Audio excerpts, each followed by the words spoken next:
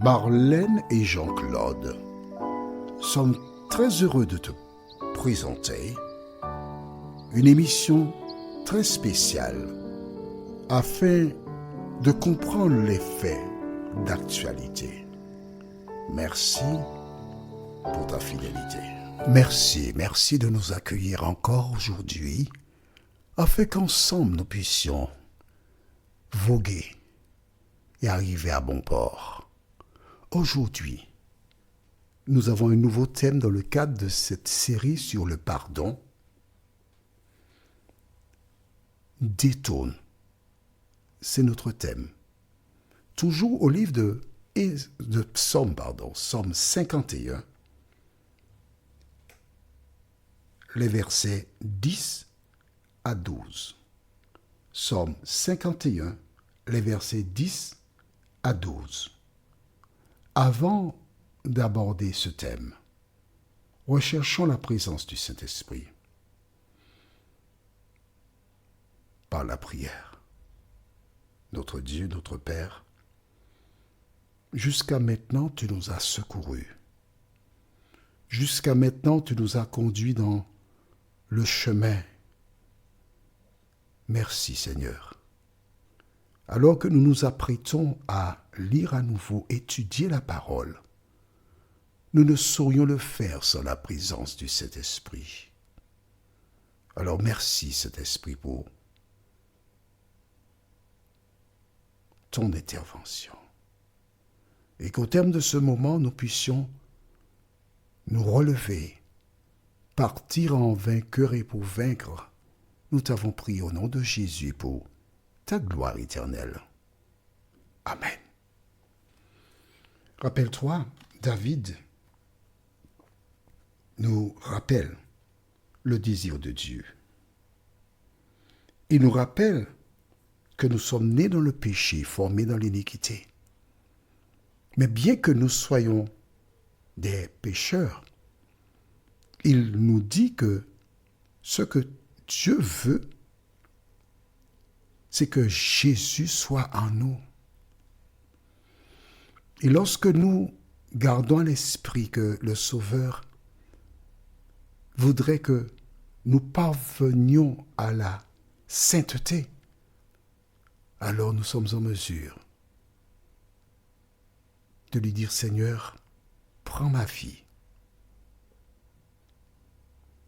Elle doit être à toi seul, ô divin Maître. Alors, aujourd'hui, nous verrons dans le même psaume 51, les versets 10 à 12, comment David s'est adressé à Dieu. Nous avons le Notre Père qui est un modèle de prière, mais la confession et la recherche du pardon, nous avons un modèle à travers le psaume 51. Lisons maintenant les versets 10. Rappelle-toi déjà le verset 9, il disait « Purifie-moi avec l'hysope et je serai pur. Lave-moi et je serai plus blanc que la neige. » De moi-même, je ne peux pas le faire. Mais c'est Jésus qui me purifie. Jésus qui me lave. Jésus qui me donne un vêtement nouveau. Et ce qu'il a fait pour David, il peut le faire aussi pour toi. Lisons maintenant à partir du verset 10.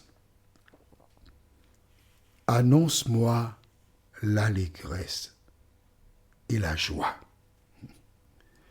C'est Dieu qui met l'allégresse et la joie dans ton cœur. C'est Dieu qui vient et qui te transforme. Dieu qui fait toutes ces choses à une seule condition.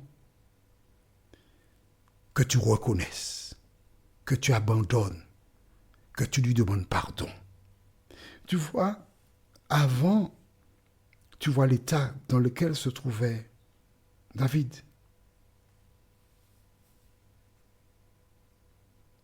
Tu as oublié? Bon, lisons le verset 5. car je reconnais mes transgressions et mon péché est constamment devant moi. Pas facile, hein? Il revoit le mari qui est venu, qui a mangé avec lui et qui lui racontait comment Dieu a protégé l'armée, on a remporté la victoire, on a fait ci, on a fait ça. Enthousiaste, et l'homme là, il est mort enterré, il ne reviendra plus à la vie pour le moment à cause de son péché. Un homme innocent, quelle souffrance. Mais à partir du moment où il a avoué son péché, à partir du moment où il a dit « Seigneur, je reconnais, j'ai fait ce qui est mal à tes yeux, pardon », il sait que Dieu va remplacer ces images négatives. Dieu va remplacer cette souffrance par une image positive. C'est pour cela qu'il dit « Annonce-moi l'allégresse ». Alors, il ajoute « Et les eaux que tu as brisées se réjouiront ». Je ne suis pas tout à fait d'accord avec lui. Parce que ce n'est pas Dieu qui a brisé les os de David. Ce qui a brisé les os de David, c'est la tentation que le diable lui a apportée. Et son attitude vis-à-vis de la tentation, il a succombé à la tentation. L'auteur du mal, c'est le diable. Et une fois que tu as commis le mal, tu supportes les conséquences de tes actions. Mais Dieu n'est pas responsable. Dieu est innocent. Est-ce que c'est clair pour toi? C'est le diable qui amène la souffrance, le regret et tout ce qui va avec. Mais Dieu est là, les bras ouverts. Quelle preuve ai-je? Mais écoute, c'est simple.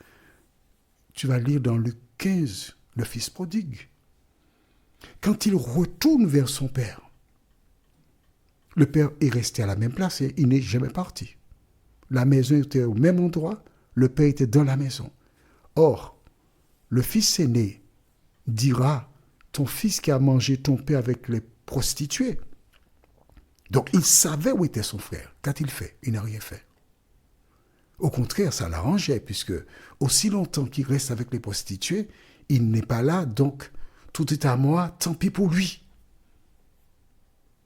Mais le Père nous donne l'image de celui qui fait quoi?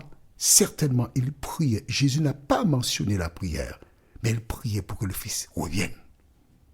Quand un membre de ta communauté s'en va, ce que tu dois faire, c'est de prier pour cette personne.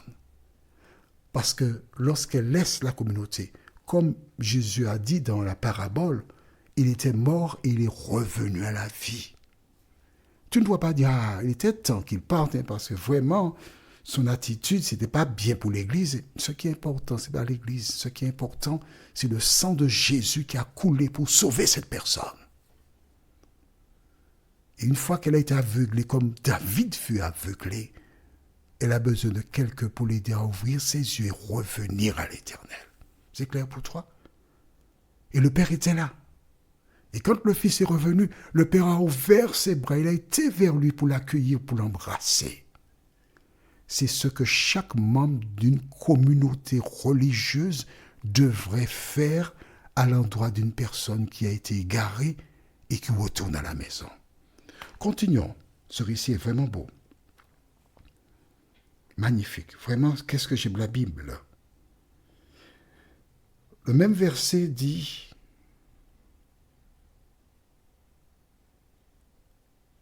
que les eaux que tu as brisées se réjouiront. Détourne ton regard de mes péchés.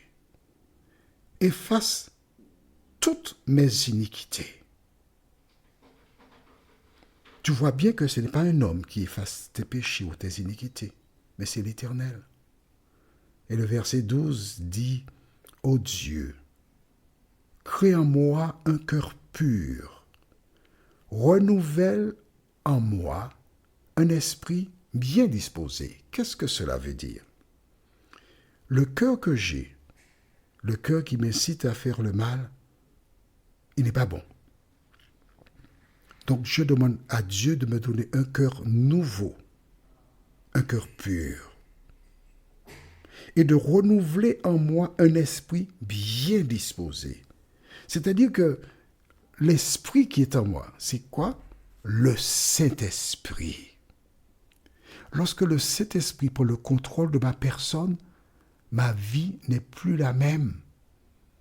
Parce que le Saint-Esprit me conduit dans la vérité. Il ne peut pas me conduire dans la vérité pendant un temps, et puis ensuite je vais retourner à ce que j'ai vomi, et ensuite je retourne à l'Éternel, je retourne à ce que j'ai vomi, non, il faut choisir. On va prendre un exemple. En Europe, il existe le championnat de France de football. Si je suis à Monaco, je profite pour saluer mon ami Julien, je suis un joueur de Monaco, je joue à Monaco, je m'entraîne à Monaco et je ne défends que les couleurs de Monaco. Je ne peux pas un week-end défendre les couleurs de Monaco et le week-end suivant défendre les couleurs de Nice. Mais non, ce n'est pas possible. Je suis à Monaco, j'ai un contrat, je fais un contrat pour la vie, et bien toute la vie, je joue à Monaco. J'ai donné mon cœur à Jésus.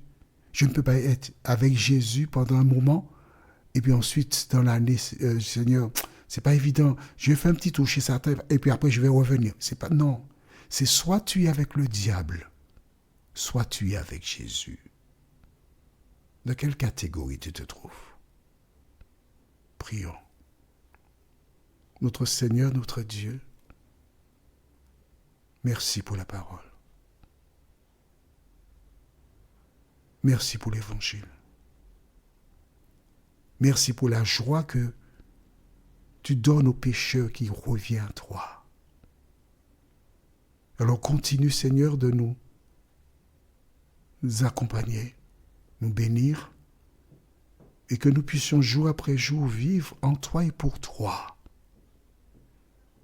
Transforme nos cœurs. Renouvelle en nous nos pensées qui se dirigent vers toi seul, nous t'en prions. Au nom de Jésus et pour ta gloire éternelle. Amen. Que l'Éternel continue de te faire du bien. Et il me tarde de te retrouver. Nous sommes parvenus au terme de notre réflexion. Si d'aventure tu as une question, il te suffit d'envoyer un message par le biais de WhatsApp au numéro suivant, plus 596 696 88 93 93. Et alors Jean-Claude, moi, je me ferai un réel plaisir de répondre à ta question.